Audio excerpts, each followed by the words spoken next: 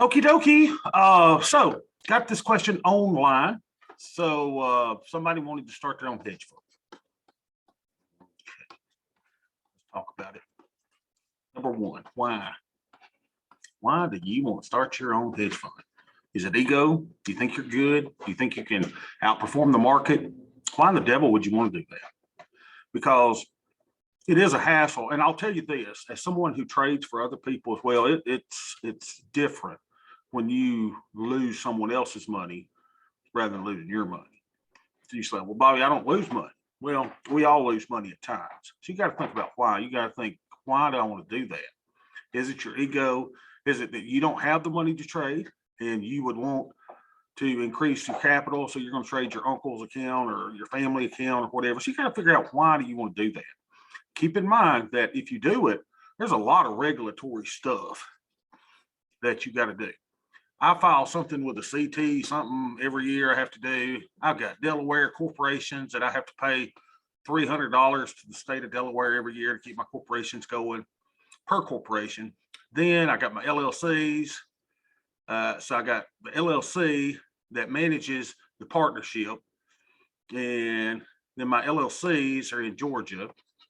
And my partnerships are in Delaware.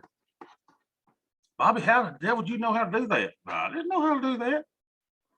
Right? But just keep in mind, there's a lot of stuff you got to do when you do that. And then you got to report to your fund holders, people that are in your fund. You got to worry about them wanting to get out when you're not doing so hot, or wanting to get in more when you're doing well. And so you got to keep all these things in mind. So the first step I asked anybody is, first of all, why? Keep in mind, there's going to be a lot of regulatory stuff, but don't let that scare you away if you want to do it. So the third thing I recommend you do is go to greentradertax.com. And I've already pulled it up for you so I can show you. Let's see, greentradertax.com. So, this is a really good site. Mr. Green's got a lot of stuff out here about managing money and all kinds of tax information from traders. So greentradertax.com. Then what you're going to do is you're going to get him to be one of your consultants, right? So you can get a 50-minute consultation with Mr. Green, who is a CPA, or with Darren Nissenlander and Adam Manning, who had their tax compliance services. So I got mine with Mr. Green, right? So, and then he's very good. He gets you to send him some information on what you want to do. And then he'll spend 50 minutes with you, telling you, asking some questions, figuring out what's the best thing for you to do. And I think most importantly, what he did for me was he said, hey, you're in Georgia, Bob. So it's $350 for a 50-minute consultation. Bobby, that's $350. Fred, let me tell you something. You think 350 something? That's a shut up. That's a little, that's nothing. You're gonna have all kind of fees. So you need to start it out right. So get his tax advice. And then even if you're a trader and you're having issues with trades and what things you can do, he's really knowledgeable.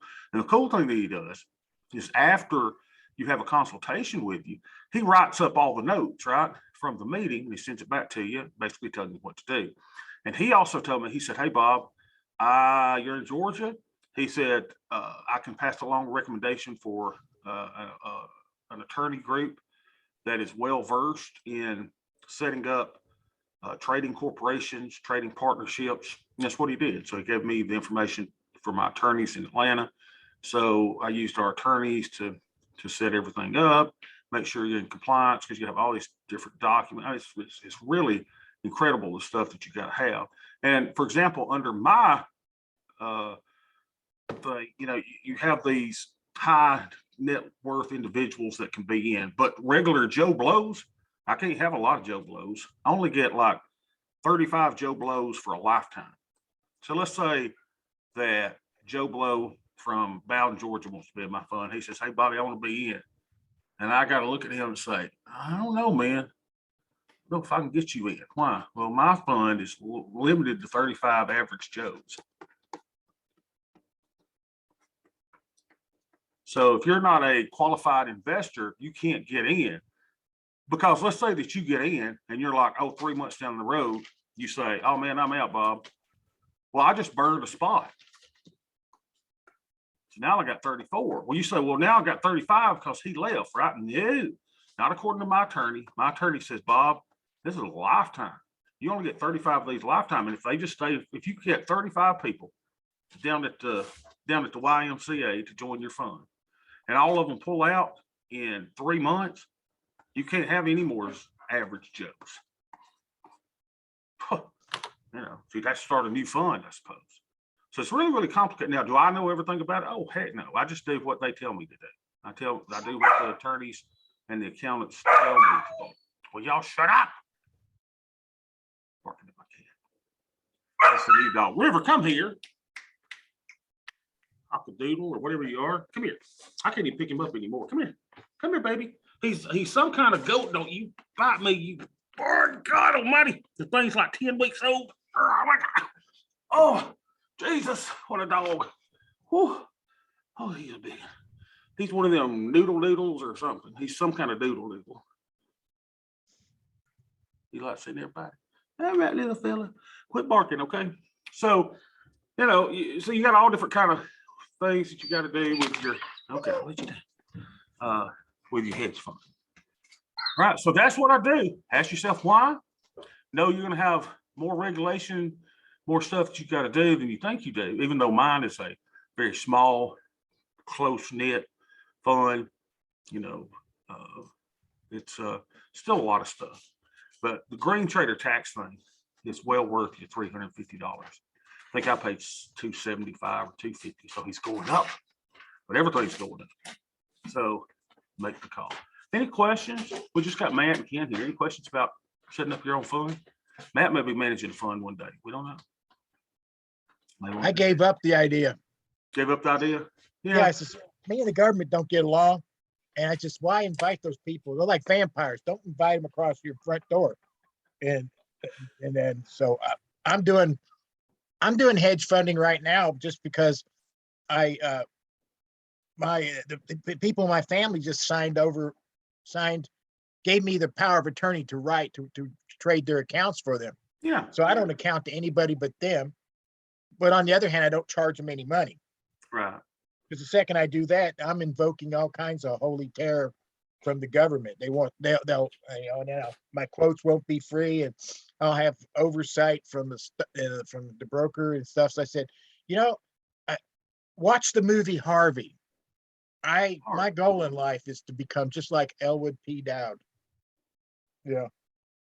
It's just absolutely don't care about anything. So yeah, so and that's definitely not for everybody. Yeah, I mean, if you want to trade your uncle's fund, then get permission from him to trade your fund. Y'all can do a little quick little thing to sign up and trade your uncle's fund. I know you don't have to have specific licenses or anything like that. All you need is a notarized document saying it's okay for me to trade his account. That's all you need. They can go down to UPS store and get that, or your bank. Yeah. And, so that's really, really simple, to do that. And I do that for some folks, and it's that's all I want. I mean, I'm not in this to make money. I'm retired. I got a good income stream, and I am making money from my accounts. So, there's a thing called enough, and you're probably, even though you're retired, you're not really retired yet, and it will come to a point sometime in the next few years. I got enough, and of course with kids, young kids like you got, enough will come a little later because the kids eat up enough. Oh yeah. Yeah.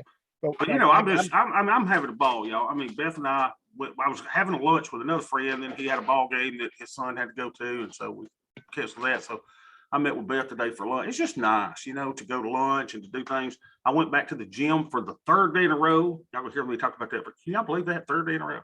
So I know y'all don't recognize me. I'm so chiseled already. But my little personal trainer at the gym, I'm going to say, look, I'll do whatever you want to do. If you need me here 3 hours a day, I can do 3 hours a day. What else have I got to do? I got time. I can sit there. I'm going to talking with the old people there, and it's good. I'm having a great time. Yep.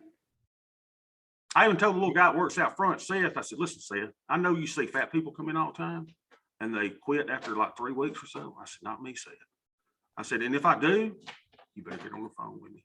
I said, you got to keep me accountable. But I'm having a ball. I told Ben, I said, I met all kind of people. And I got people, some of the young people there, I'm getting them on the 10-year millionaire thing. You know, hey, they're ready to go. One little girl I was talking to, boy, she's so excited. You know, she has no debt. She got a job there at the gym. She ready to go. She is ready to go. She goes, I don't know how to invest. I don't know how to put money away. And I said, well, girl, we about to show you something. And what a great time to go in now, right? After all this crap's we've had this little correction that we've had. No better time to do I think that correction's over, by the way. Yeah, very well may be. Very well may Well, be. yeah. Me and $1 will get you $1 worth of coffee, but my squiggly lines and my socks will say that this might be it. I have a part of me wants to say there's another down move coming, but it may be out. It's very bullish the last few days at reversal, and today is a big bar up. That's pretty darn bullish. If it closes above the high of yesterday, it's bull. Yeah. And can you imagine what's going to happen if like this war gets resolved quickly, or if Putin gets a bullet through his head or something? I mean, the market's just really that latter thing is probably going to give us a big problem. But the first stuff you said, yes, it's something you don't know. See, I do follow commodities, and the commodities. I mean, when the business stirred up into Ukraine and Russia, the wheat market went lock limit up 5 days in a row, and most of us who trade stocks and the newer guys don't have the slightest idea what I'm talking about. It's this, it can either lock limit, goes up, you know, and there's a certain max, and then they halt all trading. There is no escape. If you're on the wrong side of the trade, you are screwed. And we're talking, you know, it was like 100 points days. It's 100 points. And 100 points is $5,000 in wheat per contract. That's a lot of money. And so there's a lot of hurt people out there. The pros have been ripped. Yeah. And then we had a couple limit down days because the crisis is resolving. And see, that's what news will do. So when we saw that rocket up, there's two things that happen in times of stress when we're fearful as a nation. And this is, you can chart this, is that when we get into fearful states like war, famine, bad weather, the price of money and the price of food go up. Now, the price of money is interest rates. And generally what happens is that flight to safety, you'll see the stock market take a tank during that time. And that's one of the reasons the bonds are looking so good, and that in the general market sucks. Now we've had some good reversals the last couple of days, but you know, I think it might be it. I think that, you know, it again goes back to that, you buy the rumor and sell the fact, you know, on the news thing. This war has started, or skirmish, or whatever it is, and the reality of it gets kicked in. You got to look at it hard. You know, the initial newscast is just emotional, but I mean, you saw the weak traders told me the tail is what's going on by getting lock limit up, and now it went limit down yesterday. Oh, in the last, there was one towards the end of the trading session in a 5-minute bar, it dropped 90 points or 100 points, excuse me. Crazy. And look at our wheat futures there, y'all. I mean, look at that. You know, you sit there going, relatively stable, relatively stable. Of course, this is volatile in and of itself, right? If you've ever traded the ags, and I've traded them plenty. And yeah, you're there, you're looking at it. I mean, look at that mess. I mean, guy, you had to have balls, this wheelbarrow sized balls to trade that market right now. That's crazy. And I used to do 10 Delta strangles in them all the time. I do wheat, I do corn, I do soybeans, all that stuff. It's fun, but yeah, you get days like this. I mean, that's crazy compared to what we were. Look at that, John. Yeah. Just incredible. And Matt, just so you know, or anybody else out there,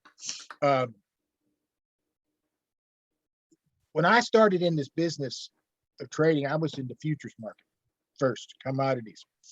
And the difference between them and the stock market at that time is that if you go bust in a stock market, a regular brokerage account for stocks and equities, you're banned from trading until you pay the debt if you get blown out. And then everything's good, kiss and make up. But in the futures market, they come after your house. Okay. If you like you get like lock limit the wrong way and you end up owing hundreds of thousands of dollars, they're gonna come after your house. So when you do futures, you got to be damn careful what you do. And I swear, undefined risk is crazy in some of these futures markets. Some are sleepy, some are not. And wheat's not sleepy. Not at all, because I don't know if y'all were looking. I kind of compared corn and soybeans while we were doing a while ago. Nothing like what we're seeing in wheat. Just kind of crazy. Again, human food. Wheat is human food. Mhm. Soybeans and corn is primarily animal feed and industrial use for soybeans. And so it has a different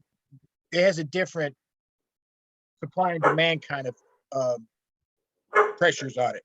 And so that's another thing. Live cattle's poised to hit the roof because there is not enough cattle out there in America to supply the demand for beef.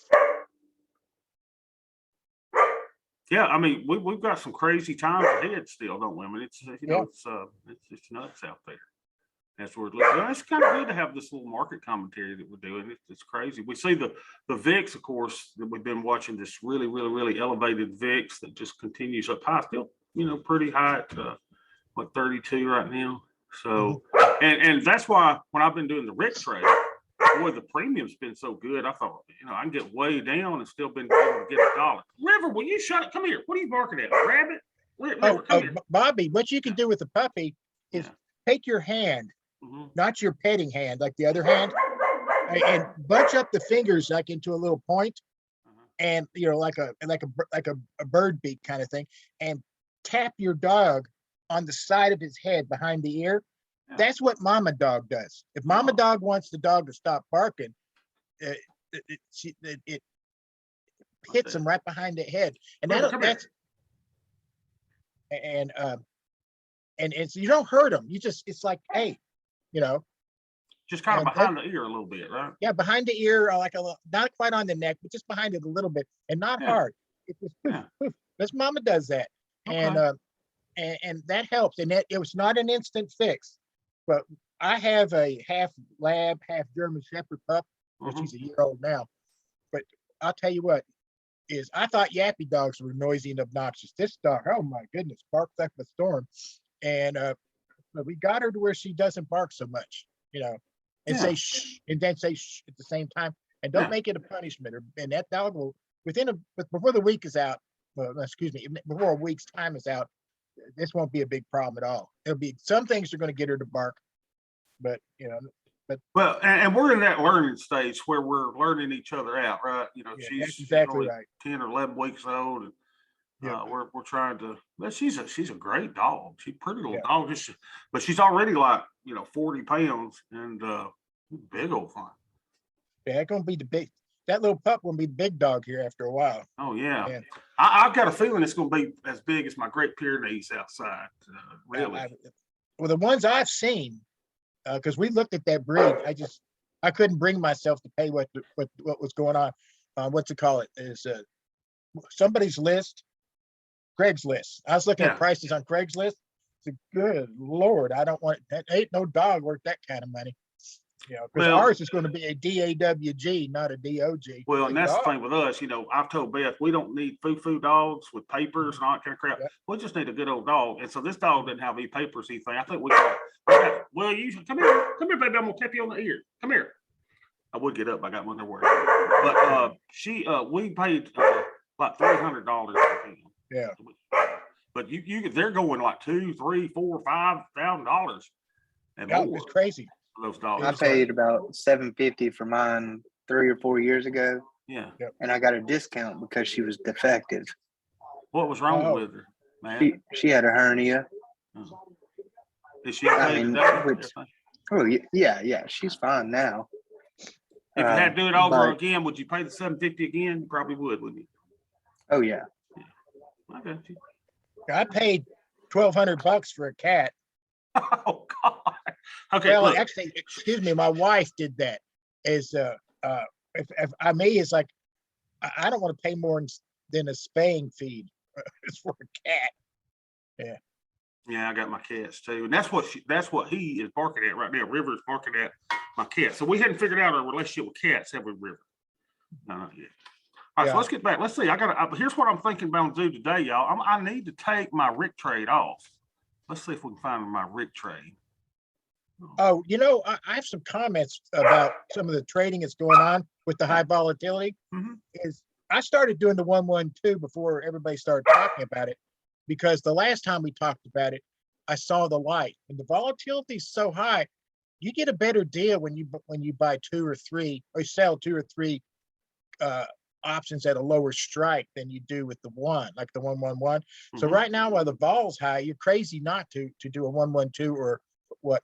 And then now Matt knows about this, is that over at Theo, he drug out of his closet a trade called the inflection point spread.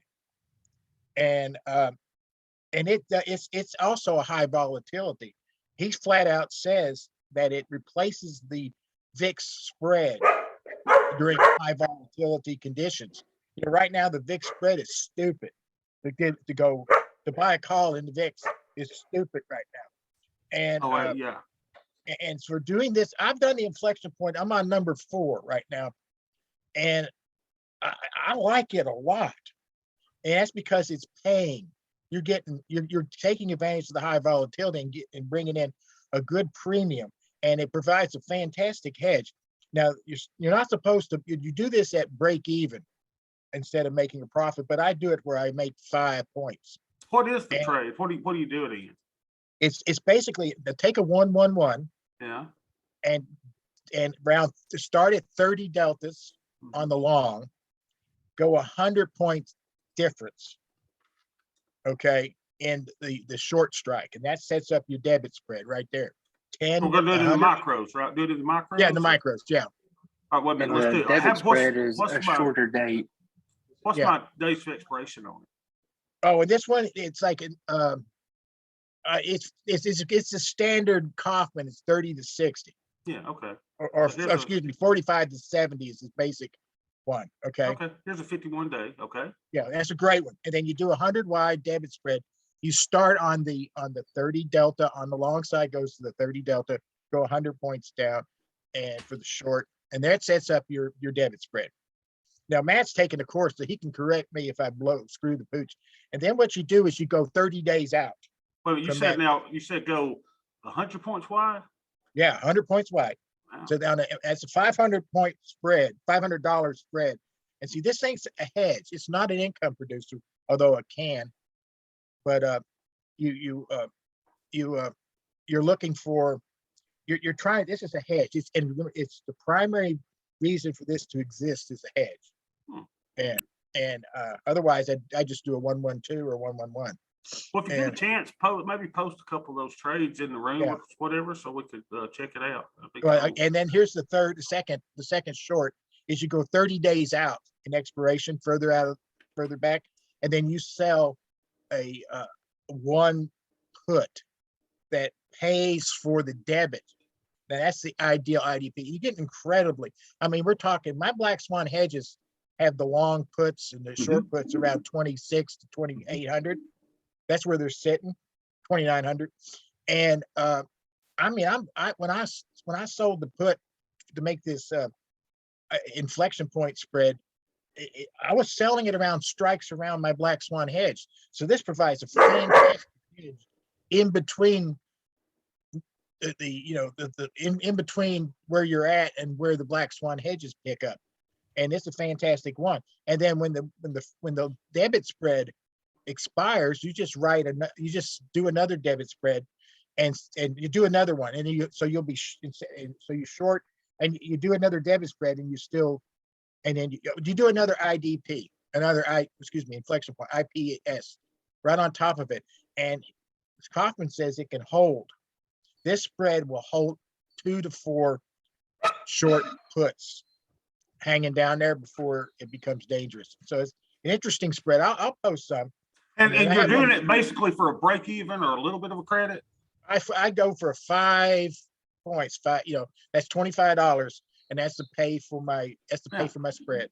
Hey, and the cool thing is by having the naked component at a shorter days to expiration, it has longer. The debit spread expires before the short put. Debit spread fires before the according to the short put. class, he said do the debit spread 25 to 35 days. And then do the And- naked component out maybe 50, 45, 60. Oh, see, I got 60 that to wrong. 115, Okay. and you sell the put at a 6 to 10 delta, and it should cost, let's see, Wow, I missed that, Matt. I can't see, so I can't follow along on this thing very well. And you said we're going to go down to the 10 delta or so? Yeah, 6 to 10. Yep. that's around the second standard deviation. So you get a whole standard deviations worth of coverage, Mhm. and it makes a heck of a lot of sense. And I mean, after 10 days, mine started showing the hump was going up. It was making money. So you do these, and then say maybe a week later or 2 weeks later, you put up another one, and you put up another one. And this is providing a pretty good hedge, and it is until the volatility drops. Until I see the VIX go below 20, I wouldn't consider a VIX hedge right now. And he said the debit spread should be $16 to $22.50.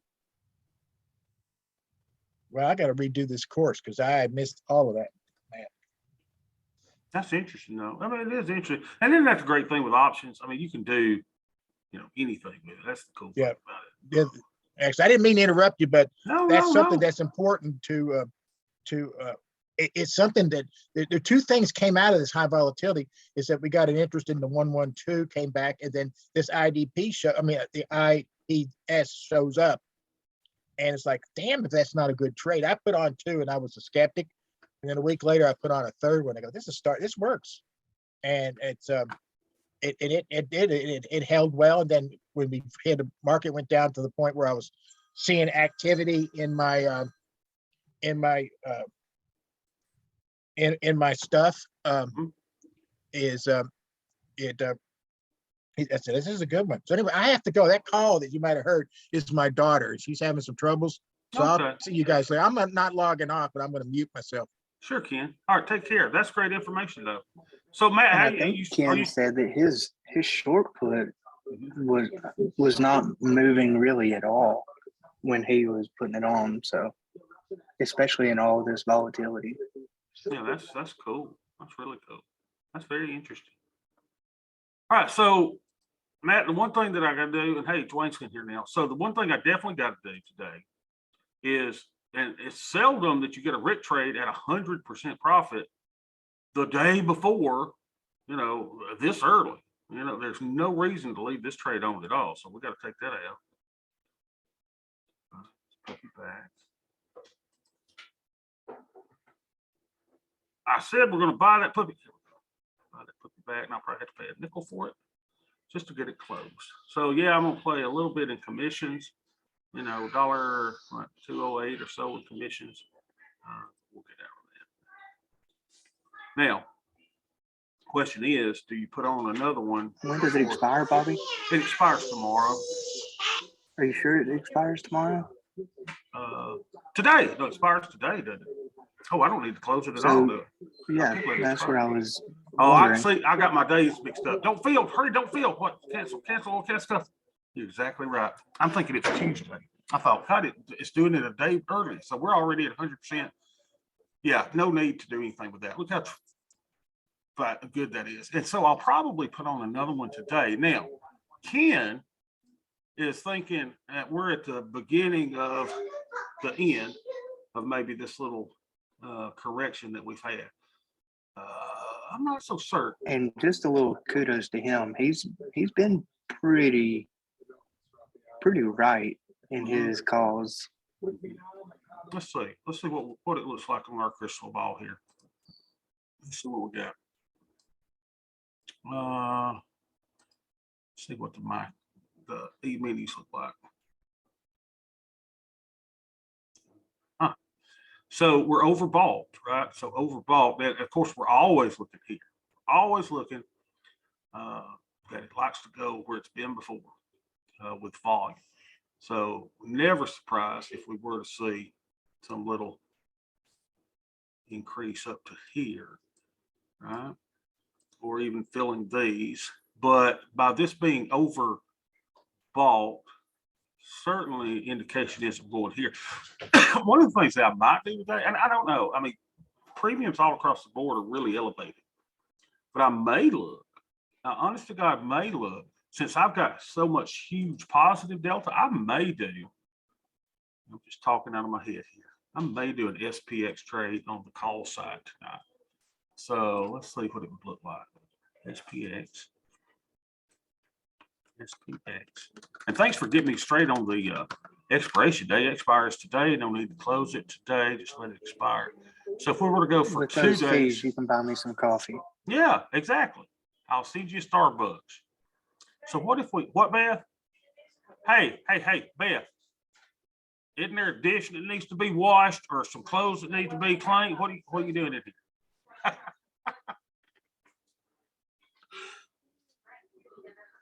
After we got married, one of the funniest things, I mean, we weren't married long, right? At best, like she was cleaning the house. I was watching the football game, and I had my feet on the ottoman, and I looked at her as she was, vacuuming away. She had sweat in her brow, and I said, "Honey, there is nothing more attractive than watching a woman work." That did not go well. It did not like that. I'll never forget. She was ticked for the rest of the weekend. 44.30. What if we bought the 44.50? Look at that, y'all. Unbelievable. I can get a 90. We were doing Rick trades back in the day for, 25, 30, 40 cents. And now I can go to a 5% probability of being in the money. Yeah. And trade that for 90. I think that's the trade for tomorrow. I think that's what I want to do. So, and the cool thing about that trade, what it does is we'll analyze that trade. That gives us a little bit of negative delta. Positions. So it only shows simulations. Make sure that's the only simulation we got, and it is. Yep. Okay. So there's our vertical there. So the cool thing about that is in an otherwise bullish portfolio, we're going to get 33 short deltas on that and some nice theta. And I think that's my play for tonight, unless one of y'all says that's crazy and convinces me otherwise. Do y'all see the play though? Since I've already got humongous positive deltas, right? So let's see what we got going on here. I think that's the play. The Rick trade whopping over to the call side, because that's what the market's been doing. It's been up and it's been down and up and down. So let's see how we're doing on everything here on all these three accounts. We're up 3,700 on the day. Overall, we've got delta of 431. So we're still keeping big positive deltas, but let's hedge that a little bit with a Rick trade on the call side. So that's. Would you look at your linear regression?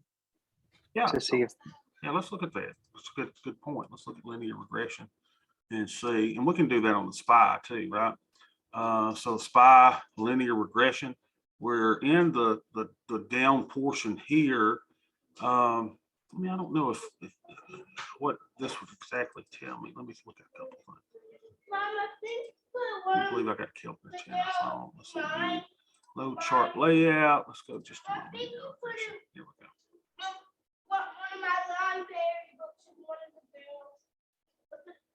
All right. So, it's bullish, of course, right? Well, this is TQQQ. Let's go SPY.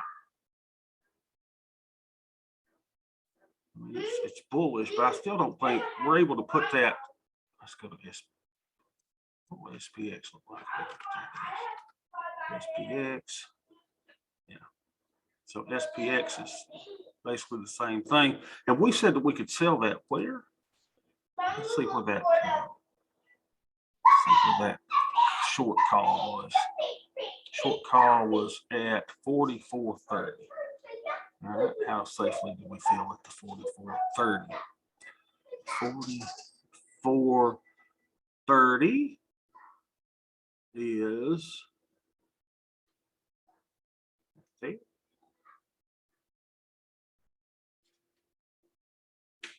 right there, which would still be below the 200-day average. So you'd think that this is going to be a area of resistance right there at the 44.65.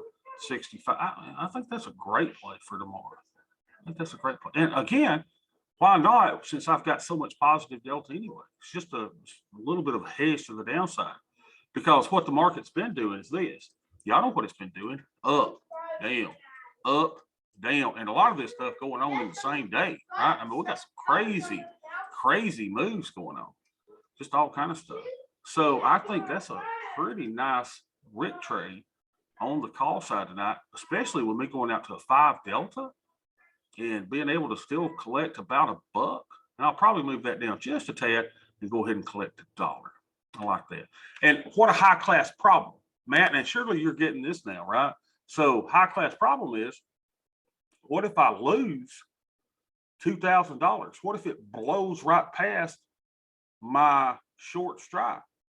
That's a high class problem. Why? Because everything else in the account is pretty much bullish. So it's kind of a little bit, a tiny hedge to the downside that has a high probability of playing off in one day. So I think that's the move, but I'll do that toward the end of the day. So that's what we're looking at now. All right, so first of all, let's just do our thing. Let's see what our Greeks are in this other one. Where's my other account?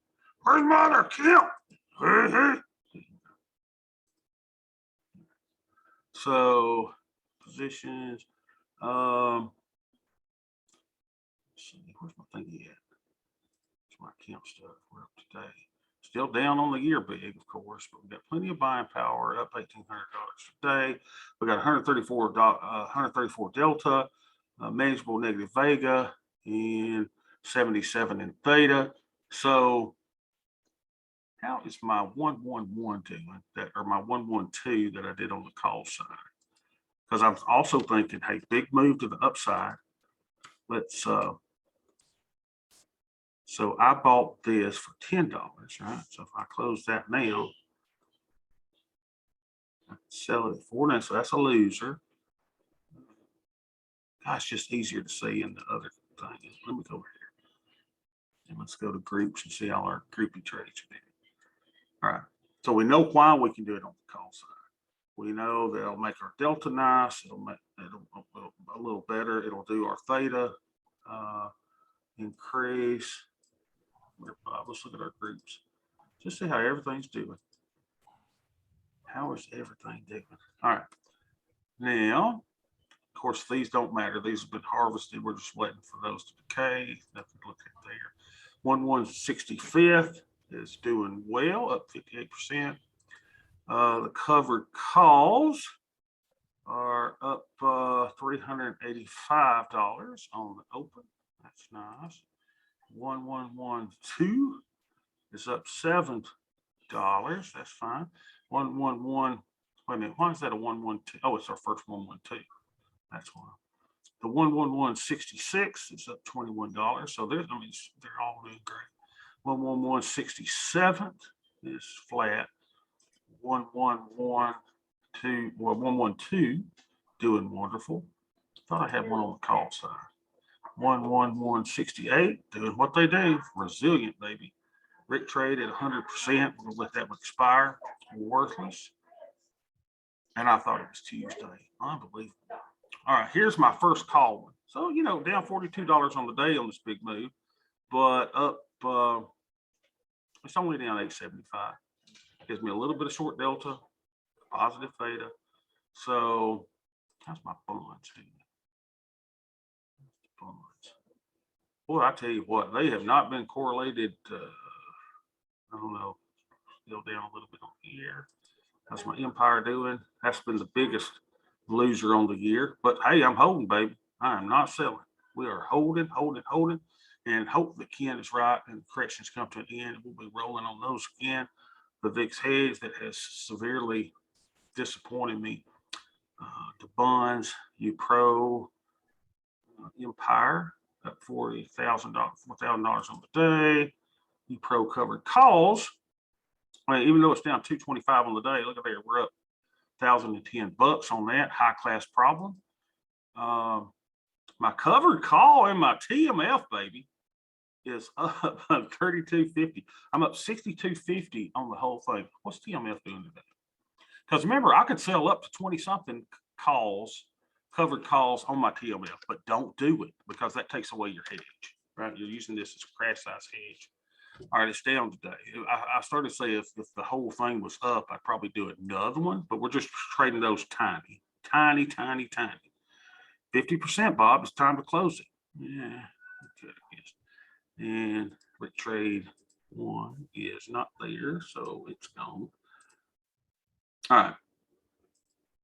So I think I'm going to do exactly what I wanted to do. I think I want to build this on the call side again.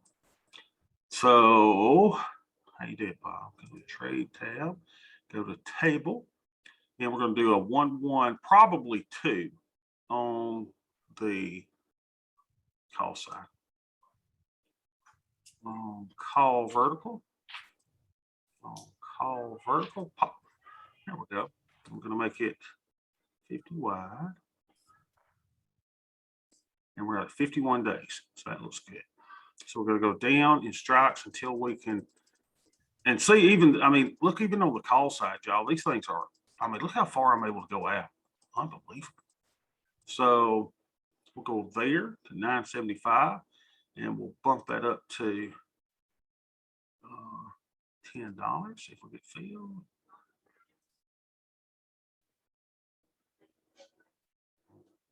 Mm-hmm. 10.5.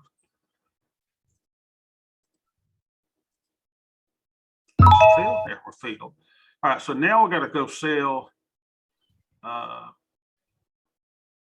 one that we can bring in enough money to pay for that, maybe a little bit more. So here's a long. We got to do 2 of these, right? Yep. Did that for 10. So if we did that, that would bring in $20 there. Double what we, and we got to do 2 contracts.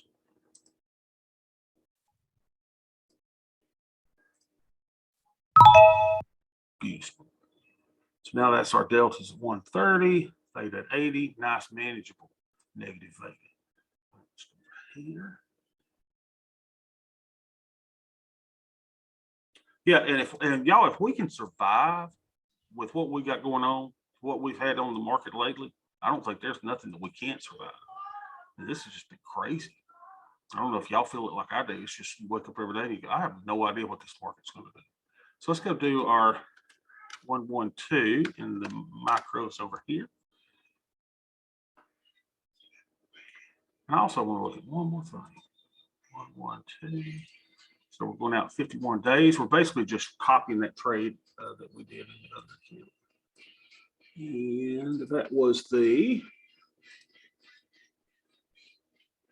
45.90, 46.40.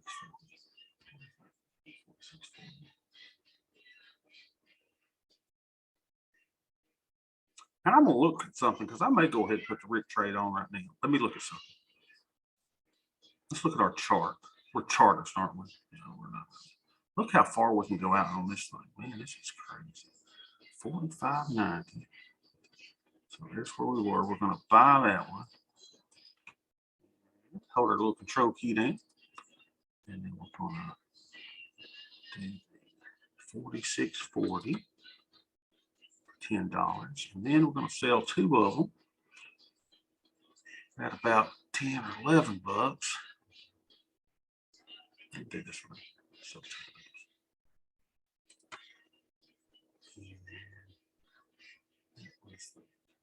47.10, do 2, right?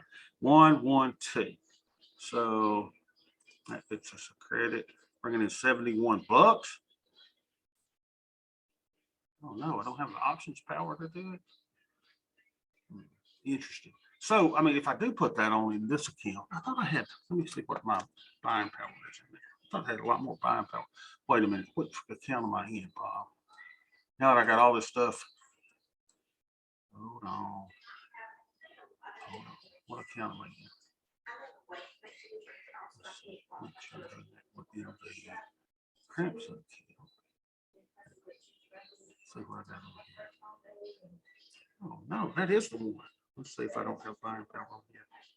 My buying power total and everything is $5,300 something. Let me see what I got in Crimson 203. Crimson 203. Yeah, it's not saying I got a bunch. Oh, what's taking up that buying power? Hold on. Is it my SPX? Probably. It's that $2,000 of buying power that's taken up by my SPX trade. What else is taking up buying power? My micro is only taking up $2,100 of buying power. Now, here's the interesting thing. Let's try to route it.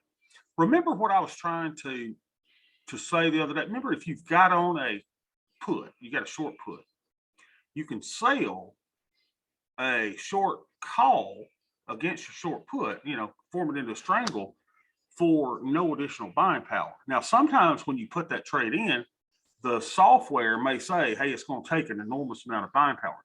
So my thought has been, maybe I need to get on the phone with people that understand that Thinkorswim and just figure out is if I've got this trade on the put side, I've got 111s on the put side, and then I do a 111 or 112 on the call side, are y'all going to negate that out so it doesn't take the $1,700 of buying power? So it'd be interesting to see what happens if I route it, if it's going to reject that order flat out, or if it's going to allow us to do it. So I'm betting it's going to, I don't know, I'm betting. Let's see. Yes, buying power will be 0. So what I could do if I was desperate to have that on is I could close my RIC trade that's in that account. And what do we say? I'd have to pay a couple bucks to do that. Do I want to do that though? What's my overall theta anyway? My overall theta is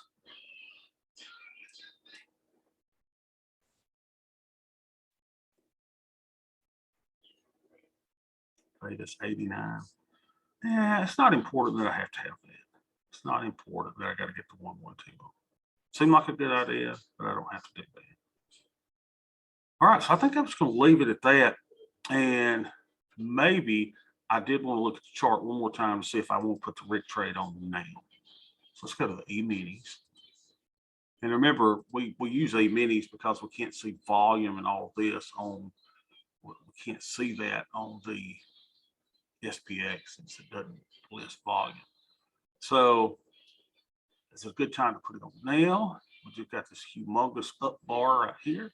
I've had this wonderful little up move in the market. I don't know. Does it have room to run? Let me go back and look at our market internals as far as ADD. Just see what it looks like. Well, look at this. We're at the high of the day right now. So is it going to keep blasting higher? Or is it going down? So AD is 392. Really, really, really strong. We are above everything. Look, normally we see the 15-minute range. We see everything. We don't see anything. Here's the overnight high. All right. Here's the 15-minute open range. Here's VWAP. Here's VWAP. What do we call it? Cash open. I don't know. I think I'm going to watch it. I don't necessarily want to put it on, but let's just do it. Let's just do it, Bobby. All right. Let's see which account is that in. It's going to be this one. So we'll go over here. This is the $100 and something dollar. No, that's not it. Let's go to the right account. Bobby Beth. All right. So we ought to be able to do it here. So let's go to trade. SPX. If you're gonna do it at the highs of the day. Bobby, what if it keeps on going? Well, it's 324 now. I forgot we're late. Yeah, let's put this on there. Might as well do it when we're here. All right, so we got a Friday expiration. We got all this positive deltas in all of our accounts. And here we got 350 positive deltas. Crazy not to hedge that a little bit with a wick trade. So where we're going? We're going to go out to the about 5 or 6 delta on the upside with all these elevated prices in our options. I can see Rick right now. What are you doing, Bobby? You're destroying the Rick trade. I got you. So let's go to about a 5%, 6% probability of being in the money. Right there, right? Let's move it in a little bit because I would like to collect a dollar. So let's sell that one. 44.25. Let's buy the 44.45. And that'll get me, oh, you, Bobby, you gave me that greedy. 44.45. Move this up to 44.65. So that gives 75. I ain't gonna do it.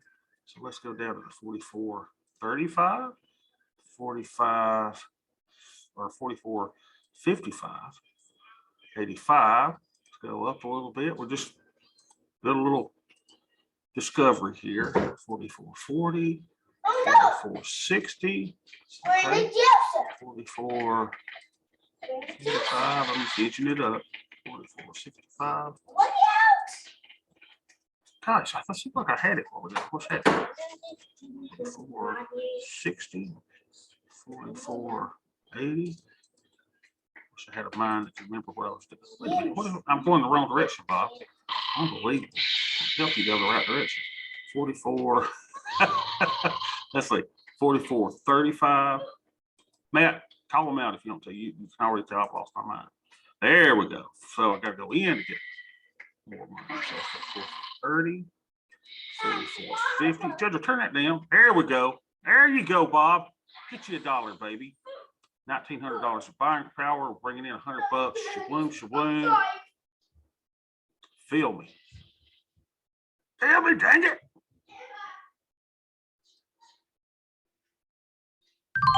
Aha. So let's put that in a group and then we'll call it a day. I like that. We'll call it a day. So see our deltas are still, I mean, if I totally lose on that spread, the overall account's going to be up. That's what I love, doing trades like that, where you go, yeah, you know, if the overall account goes up, you still make money. You may lose 2,000 on the trade, but you're going to make that up on your UPRO. So let's move that to a group.